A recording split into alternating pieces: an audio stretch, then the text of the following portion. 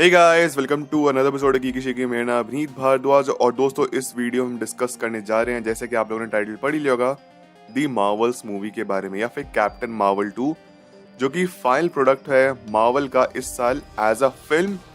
Obviously Loki season 2 अलग चीज हो गई और शायद व्हाट इफ भी आ सकता है इस साल, बट मूवीज के तौर पे ये लास्ट प्रोडक्ट आया है मार्वल्स। इसकी मूवी के ब्रेकडाउन एक्सप्लेनेशन के ऊपर रिक्वेस्ट आई हुई थी, so here is a video for you all. इसके बाद गाइस, इस मूवी के अगर रिव्यू की बात करें तो मूवी मतलब आप चाहे तो स्किप कर सकते हैं, सीधी सी बात ये है। इनफैक्ट आप लोगों ने काफ़ी और लोगों के भी रिव्यूज़ वगैरह देख लेंगे। Movie is not worthy to watch. One time definitely आप देख लेना, जब भी डिज्नी प्लस हॉटस्टार पे आ जाएगी, जब भी स्ट्रीम करनी शुरू करेगी। थिएटर वर्दी तो नहीं है, बहुत ज़्यादा रश्ड है फिल्म। लग रहा था बस ये किस तरीके से फिल्म को ख़त्म करना चाह रहे थे। 1.5 घंटे के आसपास की मूवी है। अनडाउटेडली इसका मिड क्रेडिट सीन, जो कि बहुत रिसेंटली शूट किया गया है, रीशूट हुआ था यहाँ पे बस किसी प्राइम कैरेक्टर को लेके आने के लिए, ये भी काफी ज्यादा रश्ड है। ज्यादा कुछ एक्सप्लेन नहीं किया इस मूवी में कि कैसे हुआ क्या हुआ। तो डेफिनेटली अब मार्वल कुछ बड़ा बिल्डअप करना चाह रहे हैं, इसके बारे में हम आगे डिस्कस करेंगे। और फिल्म में 2 क्रेडिट सीन है, तो डेफिनेटली अगर आप थिएटर में जा रहे थे तो दोनों चेकआउट जरूर करना है। फिर अगर आप ओटीटी का वेट कर रहे हैं तो वो दोनों भी चेकआउट करना।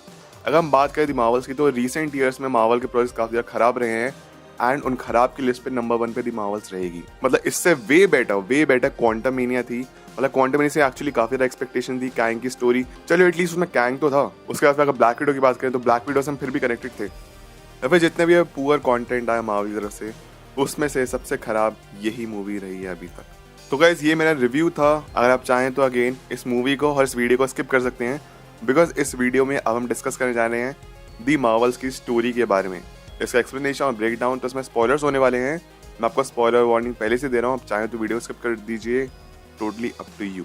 मैंने आपको स्पॉइलर वार्निंग दे दी है, तो चलिए फिर without wasting in time let's begin the show. तो फिल्म की ओवरऑल स्टोरी गाइस कुछ ऐसी है कि हम देखते हैं डार्बेन, जो कि फिल्म की मेन विलन है, वो अपने प्लैनेट को बचाने की कोशिश कर रही है, जो कि क्री प्लैनेट है, जहाँ पे क्रीज वगैरह लेते हैं। सिंपल वर्ड में क्री प्लैनेट है। और ये गाइस वही प्लैनेट है जहाँ पे कैप्टन मार्वल ने फाइट की थी सुप्रीम इंटेलिजेंस से और उसको हरा दिया था पार्ट 1 में, अगर आप लोगों को फिल्म याद हो तो।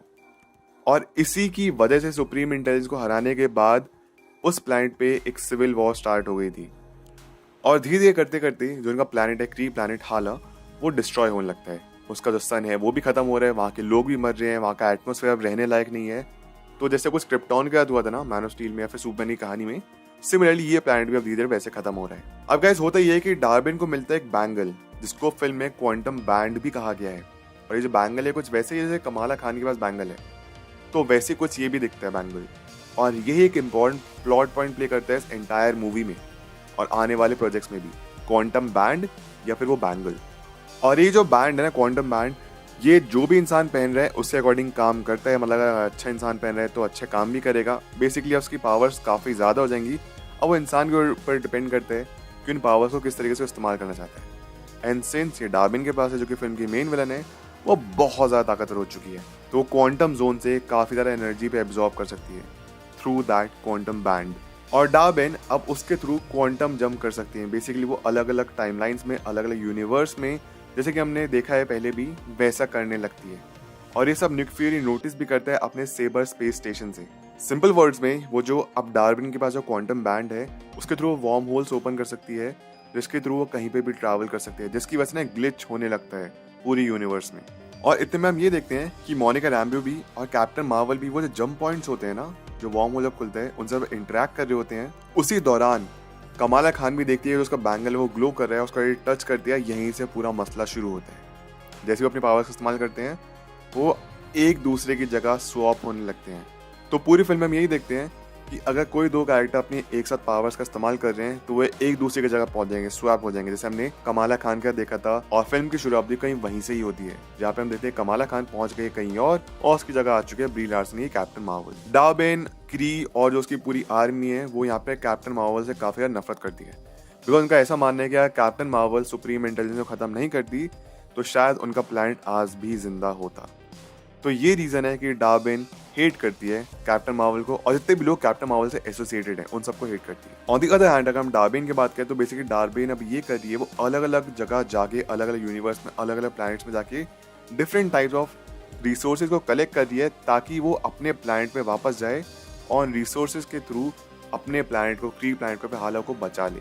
और इस चीज की वजह से जो प्लैनेट्स ऑलरेडी ठीक है उन पे भी नुकसान हो रहा है। तो जो डार्बिन होती है वो एक जगह से एटमॉस्फेयर लेती है, एक जगह से पानी लेती है और सन लेती है हमारे सोलर सिस्टम से। ऑल्सो डार्बिन ने जहाँ से एटमॉस्फेयर लिया था वो उस प्लैनेट का नाम है टार्नेक्स, और वहाँ पे स्क्रल्स रहते हैं। सन उसने अर्थ से लिया, टार्नेक्स से उसने एटमॉस्फेयर लिया, और एल्डाना नाम के एक प्लैनेट से उसने पानी लिया। ऑल्सो जहाँ पे स्क्रल्स रहते हैं ये वो वाले स्क्रल्स नहीं है जो कि अर्थ वाली कम्युनिटी है, ये स्क्रल्स दूसरे हैं। और उनका जो एम्परर है उसका नाम है एम्परर रोज, ये स्क्रल्स का लीडर है।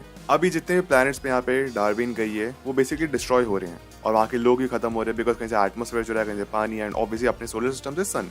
तो यहाँ पे टीम को ये करना है कि उन प्लैनेट्स पे जाके ऑब्वियसली जो डाइंग प्लैनेट्स उनको प्रोटेक्ट करने हैं, और इसी के साथ साथ डार्विन से भी लड़ना है। तो समहाउ वो जो स्क्रल प्लैनेट है उसको तो बचा लेते हैं, एंड यहाँ पे वो मदद लेते हैं वैल्किरी की। और होता ही है कि वैल्किरी बायोफ्रॉस्ट का इस्तेमाल करके जितने भी स्क्रल्स, जितने भी एम्परर थे, जितने भी वो डाइंग प्लैनेट के जितने भी स्क्रल्स, जितने भी लोग थे ना, उनको न्यू एसगार्ड पे टेलीपोर्ट कर देती है।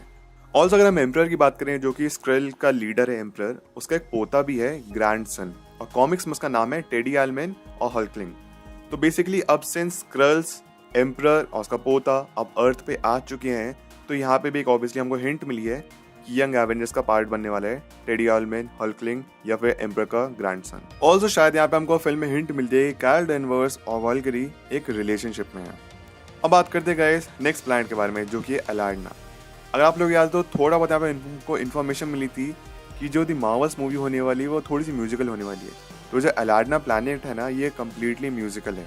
यहाँ पे हमको पता चलता है कि कैप्टन मार्वल या फिर कैल डेनवर्स इज एक्चुअली मैरिड, वो शादी है चुकी है उस प्लैनेट के प्रिंस से। कैप्टन मार्वल और पूरी की पूरी टीम यानी कि मोनिका रैम्बू और कमाला खान यहाँ पर लड़ने की कोशिश करते हैं डार्बिन से, बट अगेन वो हार जाते हैं इनसे और इस प्लैनेट को भी वो नहीं बचा पाते और डार्बिन यहाँ का पानी निकाल लेती है। थर्ड प्लैनेट है गाइस अर्थ, जहाँ का सोलर सिस्टम से उसको सन चाहिए।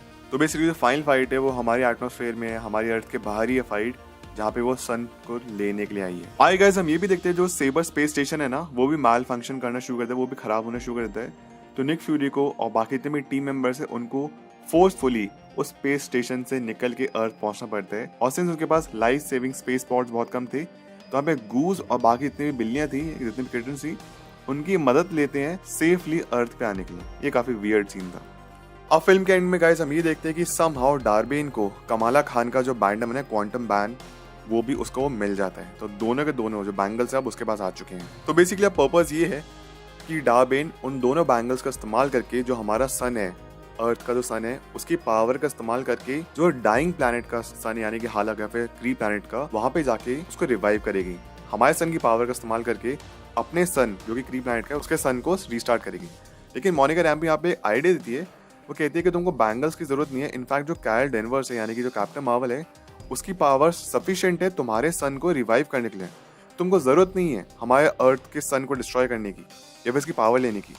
लेकिन हम ये देख रहे हैं डार्बिन ऑलरेडी इतना ज्यादा हेट करती थी कैप्टन मार्वल को कि वो किसी को नहीं सुनती, उसको कुछ फर्क नहीं पड़ता है, भले ही इजीली काम हो भी जाए तब भी। और इसमें होता है कि सब उसको रोकने की कोशिश तो करते हैं, खासतौर पे कैप्टन मार्वल डार्बिन को रोकने की कोशिश करती है, पर वो पावर इतनी ज्यादा ले लेती है डार्बिन की, उसकी पावर्स का एक बहुत बड़ा एक्सप्लोजन होता है जिसमें डार्बिन ही मर जाती है और जिसकी वजह से थोड़ा इम्पैक्ट कैप्टन मार्वल भी पड़ता है, वो भी नॉकआउट हो जाती है, वो भी थोड़ा बेहोश हो जाती है, बट वो ठीक हो जाती है। तो बेसिकली हुआ ये कि अर्थ की जब पावर्स ने निकालने की कोशिश की तो इतना ज़्यादा एक्सप्लोजन हो गया कि डार्बिन खुद ही मर गई। ऑल्सो इसकी वजह से होता ये है कि स्पेस में एक होल हो जाता है जिसकी वजह से इनकर्जन हो रहा है। और गाइस ये कुछ वैसे इनकर्जन है जैसे कि डॉक्टर स्ट्रेंज ने मल्टीवर्स मैडनेस पर डिस्कशन किया था ना, जो भी वार्म होल खुला है ना, या फिर ये जो भी इनकर्जन हो रहा है ना, ये सब कुछ कंटिन्यू किया जाएगा इन काइन डायनेस्टी सीक्रेट वॉर्स में भी। अब इस इनकर्जन को रोकने के लिए कैप्टन मार्वल और कमाला खान अपनी पावर्स का इस्तेमाल करते हैं ताकि मोनिका रैम्बो को वो पावर्स दे सके, बिकॉज मोनिका रैम्बो यहाँ पे मैनिपुलेट कर सकती है लाइट को। और ऐसा जब होता है तो एक्चुअली देख सकती है मोनिका रैम्बो जैसी कॉमिक्स में दिखती है ना, फोटोन या स्पेक्ट्रम के नाम से, वो कुछ वैसे ही दिखने लगती है। प्लस एक और चीज यहाँ पे एक रनिंग जोक या फिर एक रनिंग नेम है जो कि कमाला खान मोनिका रैम्बो को बार बार नेम देना चाहती है, वो है या तो फोटोन या फिर स्पेक्ट्रम, और ये दोनों ही नेम कॉमिक बुक में भी आ चुके हैं। तो मोनिका रैम्बो अब काफी ताकतवर हो गई है, वो इनकर्जन को टेम्परेरी रोक देती है और अब उसके पास नाम आ चुका है फोटोन या स्पेक्ट्रम जो भी।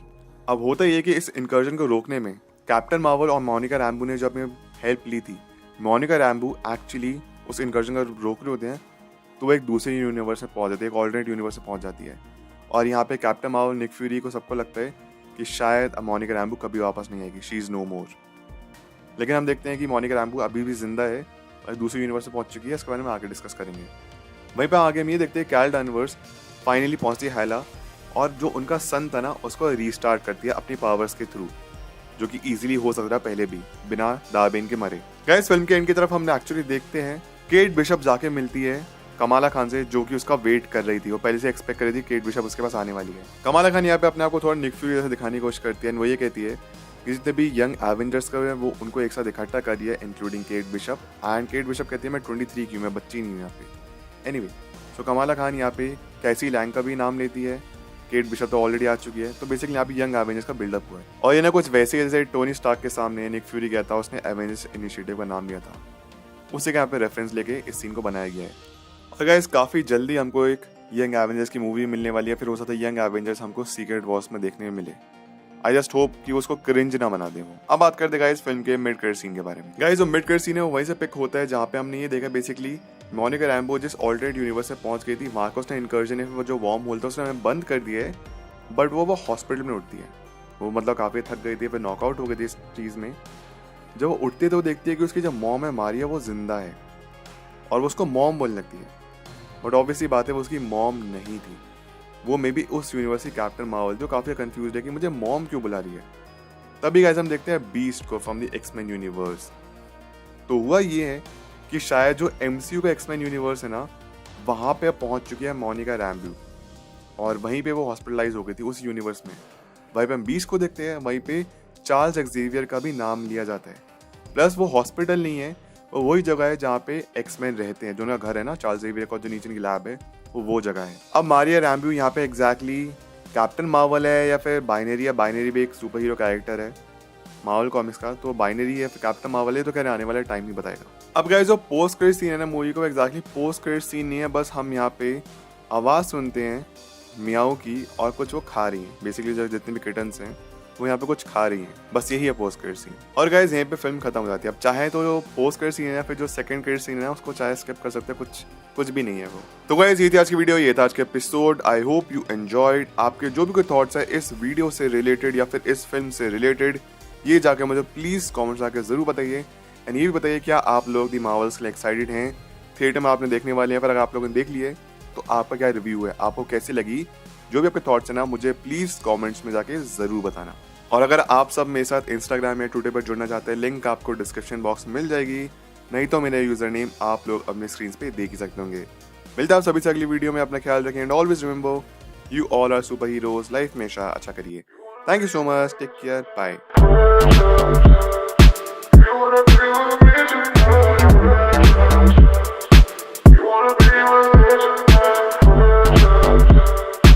You wanna be with me too?